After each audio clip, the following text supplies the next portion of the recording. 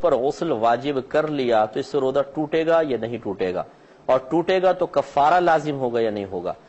دیکھیں یاد رکھیں کہ کسی نے اگر غسل خود پر جان بوجھ کے واجب کر لیا تو اس سے روزہ ٹوٹ جائے گا۔ نبی کریم صلی اللہ علیہ وسلم کے پاس ایک اعرابی حاضر ہوئے، یا رسول اللہ میں ہلاک ہو گیا۔ سرکار نے فرمایا کیا ہوا؟ رمضان کے دن تھے، کہنے لگے کہ میں حالت روزہ میں تھا، میری زوجہ بھی حالت روزہ میں تھی، اور مجھ سے غلطی سرزد ہو گئی، یعنی ہم نے جسمانی تعلق قائم کر لیا۔ تو رحمت کونین صلی اللہ علیہ وسلم نے فرمایا کہ تمہارا روزہ ٹوٹ گیا، اب تم اس کا کفارہ ادا کرو۔ عرض کیا رسول اللہ کفارہ کیا ہے؟ فرمایا 60 روزے لگاتار رکھو۔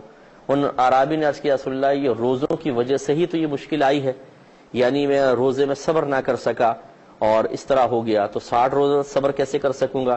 تو سرکار نے شاید فرمایا تم 60 مسکینوں کو کھانا کھلا دو۔ عرض کیا رسول اللہ میں یہ بھی نہیں کر سکتا ہوں، میں غریب آدمی ہوں۔ تو رحمت کونین صلی اللہ علیہ وسلم نے فرمایا کہ بیٹھ جاؤ۔ تھوڑی دیر بعد ایک کھجور کا ٹوکرا سرکار کے پاس آیا، تو سرکار نے فرمایا وہ شخص کہاں ہے؟ تو کھڑے ہو گئے۔ سرکار نے فرمایا جاؤ اس ٹوکرے کی کھجوریں تقسیم کر دو، اللہ تعالیٰ اسی میں تمہارا کفارہ قبول کر لے گا۔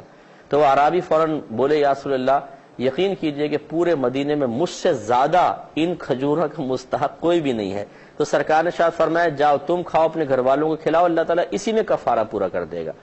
تو خلاصہ کلام یہ ہوا کہ معلوم ہوا کہ جسمانی تعلق قائم کرنے سے روزہ ٹوٹ جاتا ہے اور کفارے کا سبب بنتا ہے۔ اس کو بنیاد بنا کر فقہا نے فرمایا کہ غسل واجب کرنے میں بھی چونکہ اسی طرح جسمانی تعلق والا معنی پایا جاتا ہے کہ اس سے بھی غسل واجب ہوتا ہے، اس سے بھی ہوتا ہے، تو وہ بھی روزہ ٹوٹنے کا سبب بنے گا، یہ بھی روزہ ٹوٹنے کا سبب بنے گا۔ لیکن فرق یہ ہے کہ جب جسمانی تعلق قائم ہوتا ہے تو اس میں جنایت یا جرم کامل ہوتا ہے، کہ جہاں مکمل لذت حاصل ہو، مکمل مزہ حاصل ہو، اس سے روزہ توڑا جائے تو وہاں کہتے ہیں جرم کامل ہے، جنایت کامل ہے، اس کا نتیجہ کفارہ ہے۔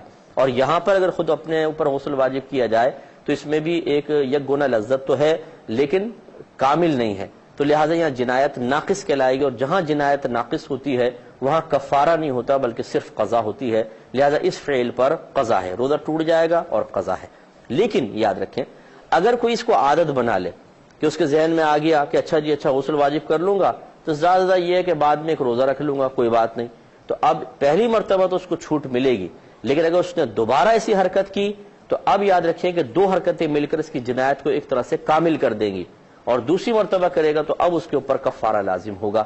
یہ اچھی طرح ذہن میں رکھا جائے۔ ایک مختصر سا بریک لیں گے، ہمیں یقین ہے آپ ہمارے ساتھ ہی رہیں گے۔ میرا دل